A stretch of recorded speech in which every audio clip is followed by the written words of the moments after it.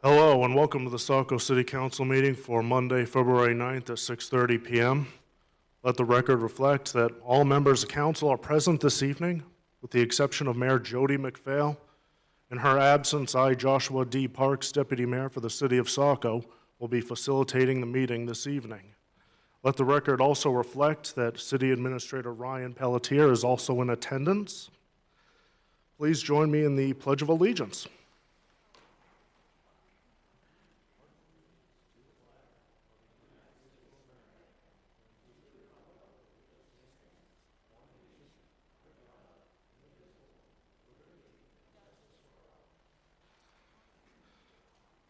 Thank you. Moving on tonight, under General, I see none.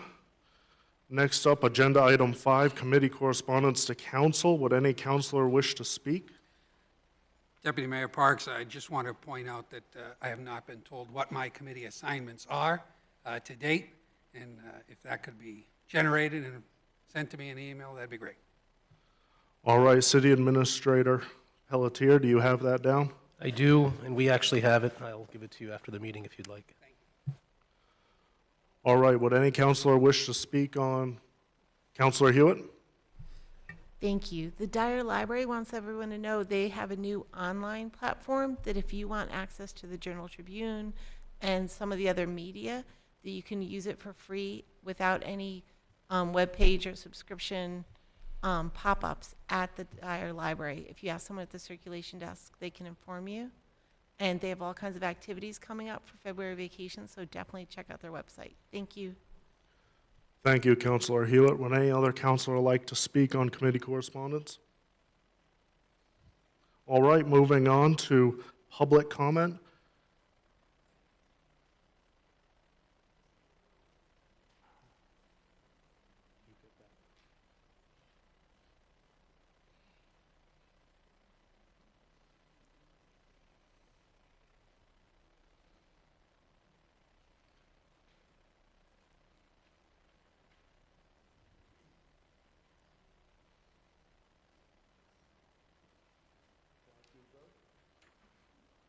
First up tonight is Sarah. Yes, that's right. Giles Gardner, that's okay. I wrote down Madam Mayor, but what do I call you? Sorry. Mr. Deputy Mayor. Mr. Deputy Mayor, Please recite okay. your name and address, and you'll have 3 minutes. Problem. Okay. All right. Let me see. Okay. Okay, hello, councilors and deputy mayor. My name is Sarah Giles Gardner. I live at 17 Pinehaven Street. I'm here today because of what happened during the Blue Haven mediation. Was not just a misunderstanding. It was an experience that left me feeling misled, unprotected, and taken advantage of, especially as someone with a disability. On January 26th, we spent nearly 8 to 9 hours in mediation. We were exhausted, hungry, and trying our best to negotiate in good faith. But at the end of the night, we were told we had to reach an agreement on the rent numbers, but the paperwork we were asked to sign was rushed, incomplete, and did not match what we had discussed all day long. I was told repeatedly, don't worry, we'll fix the language later, but I'm a visual learner with my brain disability, and I cannot process complex legal language by having it read out loud to me. And I said that multiple times, and they chose to ignore that. I asked for my ADA contact to be involved, and he was never contacted, even though the attorney and media knew this was required for me to fully understand what it is that I'm signing. And they said, don't worry, go ahead and sign, we'll fix it later. After mediation, the park's attorney added new language that we never agreed to. The wording I objected to from the original offer was still there. Nothing was promised would be fixed later was actually fixed. Instead, more was added, more restrictions, more vague language, more ways for residents to lose their rights. I could not sign something legally binding when it was misleading, when my disability was ignored. This isn't just about me, it's about every resident that's scared, confused, or living on fixed income. Blue Ribbon continues to raise rents, demand $300,000 insurance policies, and expand their holdings while ignoring basic infrastructure problems. Problems they themselves have acknowledged. Many of us simply cannot survive the emergency ordinance. If this ends without long-term protections, my rent could go up $145. I have zero income right now due to my disability. I live on my husband's Social Security check only. This increase will force us out of our homes, and I've been homeless before, but I really don't want to have to go live in my car again. I'm trying to avoid that. So I'm here today. I'm still waiting for Pine Tree Legal to get called me, and if I could not sign the agreement because I feel through pressure, confusion, and broken promises while an agreement, I'm sorry, I can't read this anymore. But an agreement that protects residents, not one that strips away our rights with unclear language and impossible requirements or changes at the last minute. From the beginning of time, it's been the city of Saco, not the park owner, who stood by us. You have listened, supported us, and fought by fairness. I'm asking you to continue to fight for putting a strong enforceable retroactive in place, not just for me, but for every resident who is afraid of losing their home, when their protection, stability, and honesty, things we did not receive during our mediation. Thank you for hearing me and for standing with the people who need you the most. Thank you, guys. Thank you, Sarah. Next up is Lisa DeRosiers.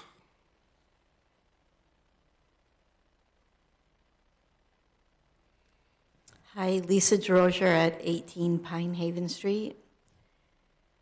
I'm here to ask for our emergency ordinance in place and to ask for rent stabilization retroactive for our city ordinance.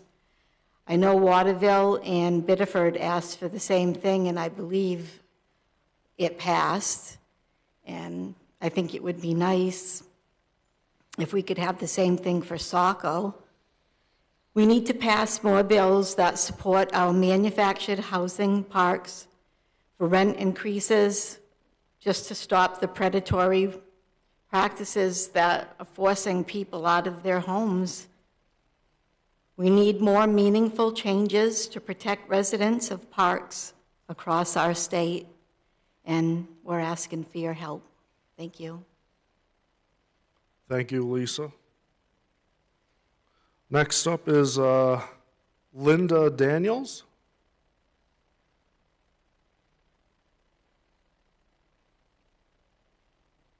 Good evening.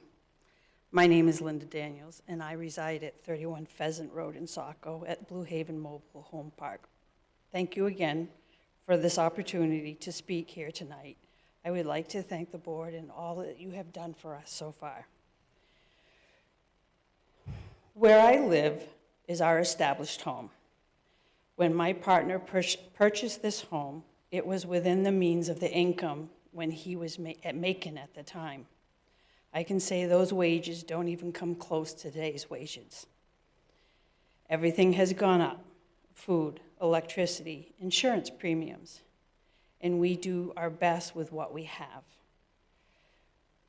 You could say we have to be very creative. So my partner is disabled and receives Social Security. I think he got a 2.8 raise with his Social Security benefits. That equals $49. Out of that $49, 15 of it went to Medicare premium. So that leaves him $34. A $34 doesn't come even close to the park's raising monthly rent. We are among some of the tenants that have the rent increase of the biggest, of $145. 2 years ago, I left a good paying job, of a full-time job, to be a full-time caregiver for my partner. So our income has changed dramatically. there is a sense of unsettledness in the air. I know this is what we can afford. It works with our income. And if we had to move, I'm not sure where we would go because we couldn't even afford a studio apartment at $1,900 a month. Thank you for this opportunity. Thank you. Next up is Hope Lambert. Hope Lambert, 14 Pheasant Road. I'm here in regards to the emergency ordinance for temporary moratorium on mobile home park rent increases. I want to start off by saying I truly appreciate all the hard work the Blue Haven Committee has done on behalf of the park residents. I was provided with an agreement and release on the evening of February 6, 2026, which needed my signature by today. My reasons for not signing is due to unclear language in the agreement, information in the summary that does not match the language in the agreement and release, and the language in the agreement and release seems to completely disregard Saco's emergency moratorium that has been in place. Among many other items, I asked the committee about the January 1, 2026 date, which is in the last sentence of item 3 on page 2. I was told they weren't sure. That might be a typo. But that is the agreement I'm being asked to sign. I've read this agreement multiple times and reviewed it with friends. I just can't, in good conscience, sign this document. I request Saco extend the moratorium and work towards rent stabilization to truly protect the residents of Blue Haven. I don't want to have to be back here again this fall with the same issue, as item number 2 in the agreement allows for a rent increase on or after January 1, 2027, regardless of what I was verbally told or what is in the summary. Thank you for your time. Thank you, Hope. Next up is John Kierstead. Jim Kierstead.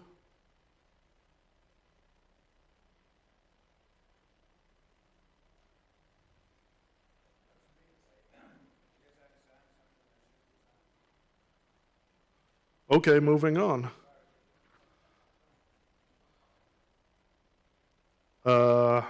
Next up is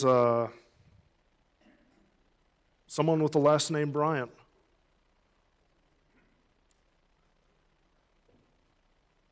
Hi there, my name is Richard Bryant. I'm the attorney for Blue Haven MHP LLC, which owns the Blue Haven Mobile Home Park. I'm from Jensen and Baird at 10 Free Street in Portland. I was here last week to update the council on the progress of the mediated agreement between the committee of the residents of Blue Haven and my client, which happened on the 26th of January. Since that time, I've worked with the attorney that's been hired by the committee to represent the residents, and we have finalized a form of agreement that has been provided to the committee by their attorney. The owners of the mobile home park have tried to cooperate with the committee in every way we can. We've offered them the space within the mobile home park offices to meet with the residents, and I understand there's been at least 4 meetings that they've had to collect signatures and explain the agreement to residents. There was a comment a little earlier about the summary of that agreement, and I can tell you that the summary was prepared by the committee and their counsel. It is what I worked on behalf of the owners with the attorney for the residents was the agreement itself. So I can't say that the summary was inaccurate. It seemed okay to me, but it wasn't something that I reviewed beforehand when it was given to people. So as we talked about last week when I informed you of what the Essentia deal was, which is that the August notice of increase, which is effective December 1st, to meet with the 90-day requirement of state law, that's been put on hold by the moratorium. The mediated agreement that we reached with the committee involves a series of credits against that rent increase to both lower the cost of the increase and stretch it out over time, over the next considerable period of time. And additionally, it provides that we have 3 conditions to this agreement going into effect as of March 1st. And one of those is that we have to reach 51% of the households within the park have to sign the agreement and agree to the deal.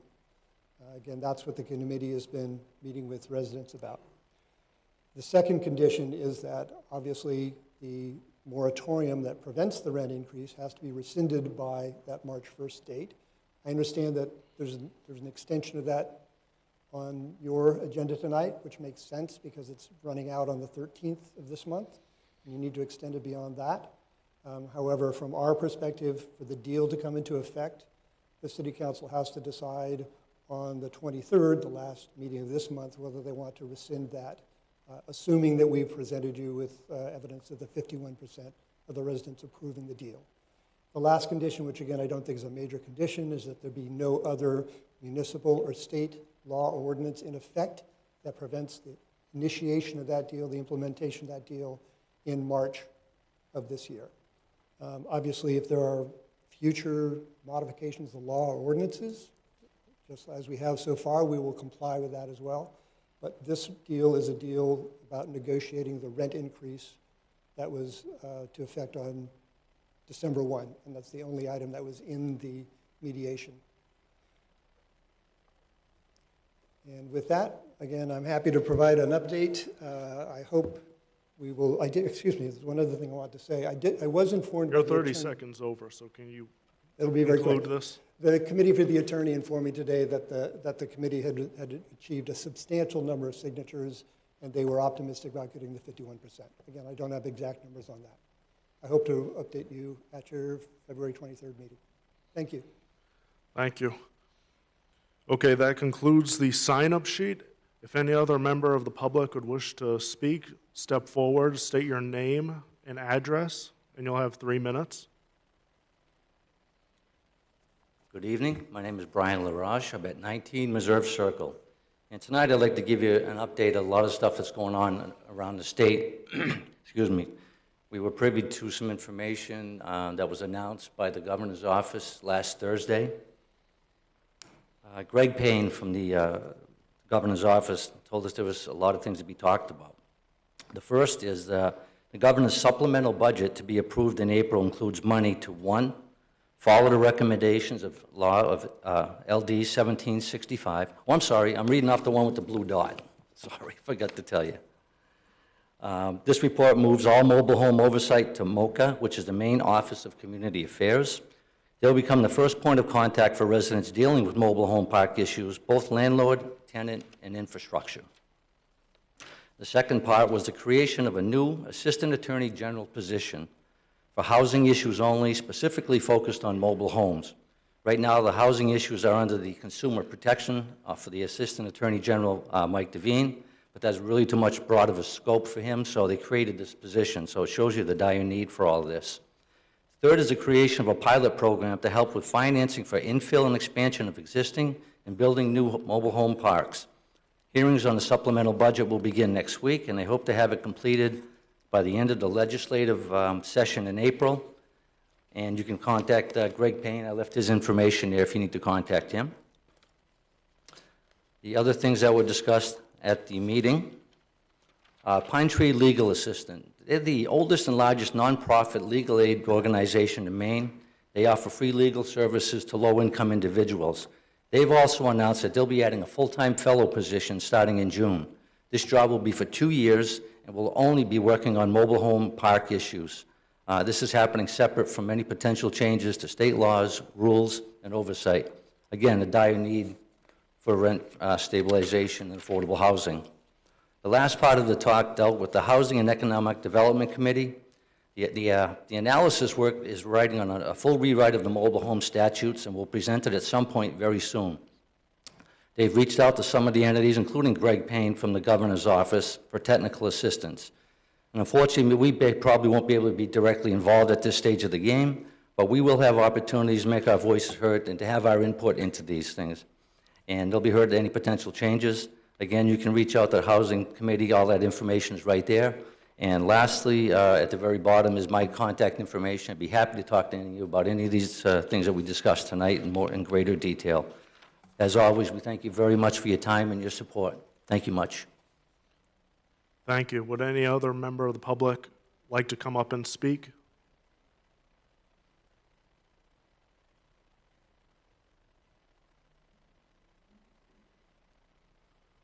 Well, my name is John Veit. I live at 1 Gallant Drive in Saco in the Blue Haven community. I'm just here to lend my support to the committee that has done all this work. I moved there to retire. I thought I planned well. I've come down with Parkinson's disease, so things are a lot tighter than they are. So you think that $140 a month is not a lot of money. It really is when you're trying to keep up with medications and whatnot. Another thing I don't understand is the sheet they want us to sign, they drag their feet. They don't seem to give you enough time. They want to hurry, and get you to sign something that you don't understand. I don't understand how you can give somebody a rebate and take it back. I'd like to have someone explain that to me. I'm fortunate enough to own my own business, but I couldn't be in business very long doing, it just doesn't sound right. Anyone, a sensible thinking person, we're going to give you a discount, but then we're going to take it back. What's the sense? I thank you for your time. Thank you. Would any other member of the public like to speak? All right, I see none. Moving on tonight, agenda item 7, consent items. Under consent items, we have item A, confirm mayor's reappointment to the Historic Preservation Commission for Andrew Bracy. And item B, confirm mayor's reappointment to the Conservation Commission for Melissa Field. Would any member of the council wish to move a consent agenda item or make a motion? Deputy Mayor Parks, I make a motion to confirm the consent agenda items A and B. Thank you, Councilor Doyle. Councilor Doyle has made a motion. Is there a second? Second. Seconded by Councilor Edwards. All right, roll call vote. Councilor Edwards? Yes. Councilor Doyle? Aye. Councilor Onen? Yes. Councilor Gale? Yes. Councilor Hewitt? Yes. Councilor Johnston? Yes. All right, consent agenda passes unanimously. Moving on to action items, we have one reading of emergency ordinance for temporary moratorium on mobile home park lot rental increases, and that is assigned to Councilor Johnston. Thank you, Deputy Mayor Parks. On October 27th, the City Council enacted a temporary emergency moratorium on mobile home park lot rental increases. On December 15th, 2025, the City Council enacted another temporary emergency moratorium on mobile home park lot rental increases. The City Council has now been asked to enact a third temporary emergency moratorium. Be it found by the Saco City Council that an emergency exists, and therefore be it ordered that the city adopt the emergency ordinance for temporary moratorium on mobile home park lot rental increases, and that during the time the moratorium is in effect, the city shall prohibit any lot rent increases in mobile home parks from the date of adoption to the expiration of this emergency temporary moratorium ordinance on or before April 10th, 2026, unless reenacted or repealed by the same emergency ordinance procedures. Move to approve the order. Second. Motion has been made by Councilor Johnston, seconded by Councilor Doyle. Is there a discussion on the item? Quickly. Councilor Johnston. Oh, thank you. I think we've heard that the committee and the members of the mobile home park are working towards some level of an agreement, but they've yet to achieve the 51% that's needed, and we don't know if that's going to occur. So I think that given those instances, it would make sense that we continue this. Thank you, Councilor Johnston. Would any other member of the council like to speak on the motion? Councilor Doyle? Thank you, Deputy Mayor Parks. I agree wholeheartedly with Councilor Johnston. I think more time is needed so that Blue Haven LLC and the Blue Haven Committee can work together to try and resolve the issue. But I do believe that this kind of flows into a situation that I brought up last week in council comment. I think the community really has to look at a rent stabilization ordinance for the entire community. I mean, let's not forget, not too long ago, Councilor Gunn was forced out of his position here as an elected official due to increases in rent. So this is not germane just to the Blue Haven Mobile Home Park. This is something that is, citywide, and we have to look at that as we want people to age in their community, and we want people to be live in a dynamic community where they can live, work, and play, and not just be a subsidy or a what do they call it, a bedroom community for South Portland or even Boston at this point with the access to the rail system at the transportation center, which is also great to have in our community, a transportation center that allows for quick transit to Boston. So again, I think this is a good start, extending the moratorium for 60 days. It gives, again, the two parties the ability to work, and we still have a council meeting on the 23rd. If they're lucky enough to reach a resolution, we can always pull this at that time. So I do think this is a good opportunity to, again, support our citizens and hopefully get them to reach an agreement. Thank you, Councilor Doyle. Would any other member of the council like to speak? Okay, I see none, so roll. Just Councilor Gale? thank you. I guess all for extending the moratorium as well. I just find it, especially given some of these dates that are thrown around and some that are in writing that I guess have been agreed to, but today's February 9th, which seems to me like a critical date in this whole process, and it sounds like they're still working towards that. But I am in favor of the increase or the extension of it, but I think that there's also a lot of underlying issues that need to be resolved kind of regardless of what happens this year with this particular rent increase that need to be addressed by both of those parties and by the council as well, because it doesn't seem like this is a long-term strategy to help anybody stay living in this city. So with that, I'll... Thank you, Councilor Gale. Would any other member of the council wish to speak on this motion? Okay, I see none. Roll call vote. Councilor Edwards? Yes.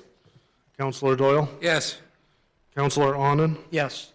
Councilor Gale? Yes. Councilor Hewitt? Yes. Councilor Johnston? Yes. All right, motion passes 6-0. That's unanimous. Moving on tonight to action item B, one reading of electric vehicle charging pilot policy, and that is assigned to Councilor Onen. With support from the Energy and Sustainability Committee, an electric vehicle EV charging station was installed at the Saco Community Center. Over several months, the Energy and Sustainability Committee reviewed potential policy options for an electric vehicle charging pilot policy to offset the long-term costs of EV charging service and infrastructure. On January 6th, by consensus, the committee recommended the policy suggestions outlined in the attached memo.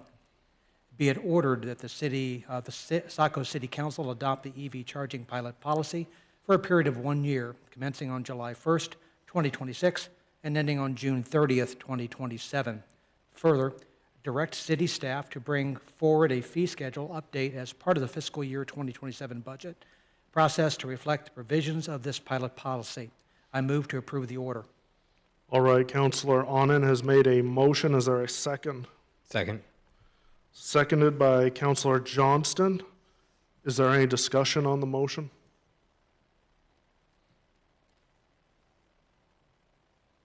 Okay, I see none, so roll call vote. Councilor Edwards? Yes. Councilor Doyle? Yes. Councilor Onen? Yes. Councilor Gale? Yes. Councilor Hewitt? Yes. Councilor Johnston? Yes. Motion passes 6-0. Next up on the agenda for action items is action item C, and that is second and final reading for amendment to Chapter 169 Recreational Vehicle Ordinance, and that is assigned to Councilor Edwards. Thank you, Deputy Mayor. On July 14th, 2025, City Council was requested to review the Chapter 169 Recreational Vehicles Ordinance provisions to allow for the opportunity of temporary limited RV use in residential areas. Staff has drafted the attached red lines for City Council's consideration, which have been updated throughout this review process. Be it ordered that the City of Saco hereby approves a final reading and ordains the ordinance amendments to Chapter 169 recreational vehicles included with this meeting packet as updated through January 21st, 2026. I move to approve the order. Motion has been made by Councilor Edwards. Is there a second? Second. Seconded by Councilor Doyle. Is there any discussion on the motion? Councilor Edwards? Thank you. Just so that folks who have not had the opportunity to look at the red lines, I'll just review them, high overview very quickly, so that the idea is that a RV can be occupied for a temporary period of 14 days. Someone will have to get a permit application. They will have to submit a plan showing the specific proposed location. They can't have applied for this waiver or this application in the previous year. The vehicle has to have a self-contained sewage disposal and potable water. They have to have a properly installed electrical system and to be connected to temporary power in accordance with the requirements.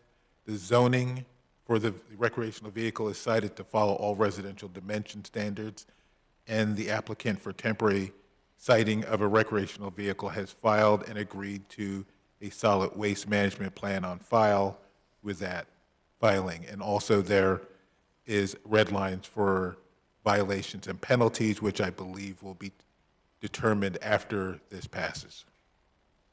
Thank you, Councilor Edwards. Would any other councilor wish to speak on this? Councilor Johnston? I was just going to add that I've become, over the course of whatever it's been, 2 months, aware of the frequency of RVs actually being used as residences in Saco. And like, just to the codes office, I guess, is where I'm aiming this comment. I wouldn't aggressively pursue the violations right out the gate, because I think there's a pretty sizable learning curve for people to understand that they can't do what they've been doing for in some cases, generations. So just wanted to throw that out there. I'm anticipating that there probably is going to be some pushback. Thank you. Thank you, Councilor Johnston. Would any other councilor wish to speak on this? Okay, I see none. Roll call vote. Councilor Edwards? Yes. Councilor Doyle? Yes. Councilor Onan? Yes. Councilor Gale? Yes. Councilor Hewitt? Yes. Councilor Johnston? Yes. Motion passes 6-0. Next up on action items is action item D, and that's one reading of memorandum of understanding between the City of Saco, Maine, and the University of New England Wave Gauge, and that's assigned to Councilor Onan. Thank you, Deputy Mayor. On January 12th, a presentation about the wave gauge installation was provided. As a result of that presentation, University of New England, UNE, representatives have provided the enclosed memorandum of understanding for the City Council review and consideration. The version included with this item commentary has been updated to reflect requested revisions from insurance and legal review, as well as Councilor Johnston's comment from the February 2nd meeting. Be it ordered that the Saco City Council hereby approves a memorandum of understanding between the City of Saco, Maine, and the University of New England. Wave gauge in the February 9th, 2026 City Council meeting packet. I move to approve the order. Motion has been made by Councilor Onan. Is there a second? Second. Seconded by Councilor Hewitt. Is there any discussion on the motion? Councilor Doyle?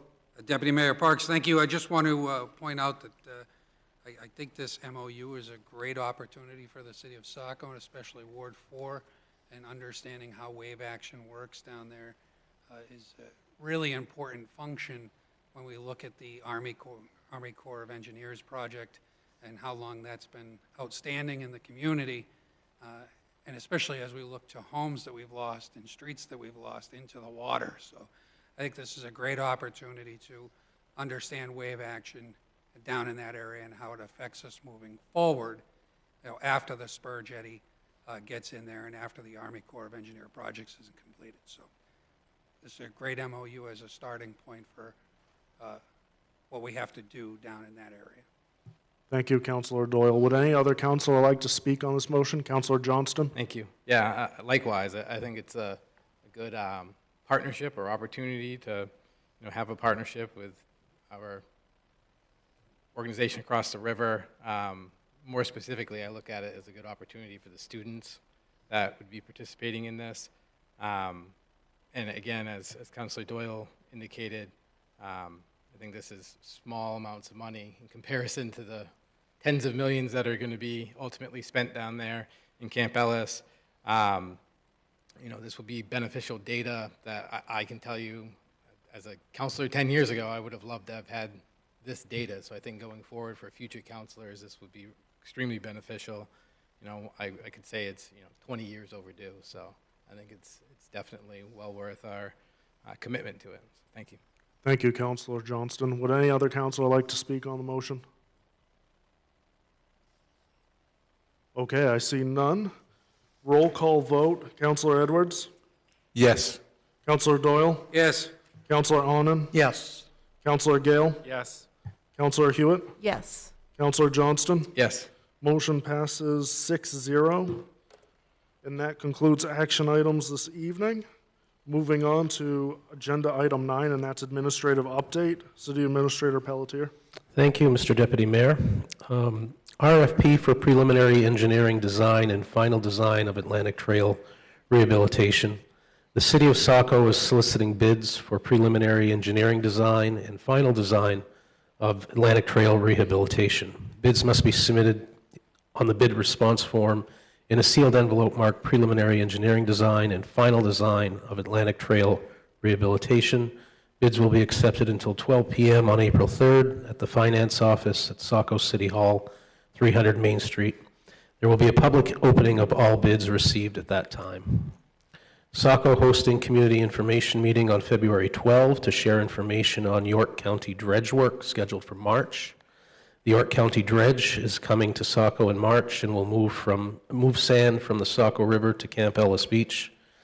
The public's invited to join us for a community meeting on Thursday, February 12th at 6 p.m. at the Camp Ellis Fire Station at 11 Bayview Road. This meeting will take place prior to the start of the previously scheduled Saco Shoreline Commission meeting. Coastal Waters Commission invites public to Camp Ellis Fire Barn site walk. At the January Coastal Waters Commission meeting, Harbor Master Pendleton gave a presentation on the Camp Ellis Fire Barn, its rehabilitation status, and options for its future reuse. Located at 15 North Avenue, the building formerly operated as a fire station and community center, as well as a lease space. The Coastal Waters Commission will host a site walk at Camp Ellis Fire Barn, and the community is invited to attend. This meeting will be held Tuesday, February 10th, that's tomorrow, at 6 p.m. At the Camp Ellis Fire Barn at 15 North Avenue. And just a reminder that President's Day is on February 16th. City Hall will be closed for President's Day. You can still do many city business meeting transactions online by visiting sacomaine.org. And our upcoming council meetings are February 23rd and March 2nd. That concludes the report. Thank you, City Administrator Pelletier. Is there any comment for the City Administrator? Okay, I see none. Moving on to agenda item 10, that's council discussion and comment. Does any councilor wish to speak?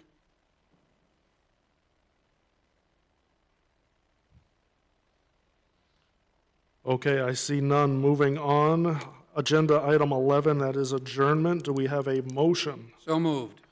Motion has been made by Councilor Doyle. Do we have a second? Second. Seconded by Councilor Edwards. Roll call vote. Councilor Edwards? Yes. Councilor Doyle? Yes. Councilor Onan? Yes. Councilor Gale? Yes. Councilor Hewitt? Yes. Councilor Johnston? Yes. Motion for adjournment passes 6-0. Everybody have a good night.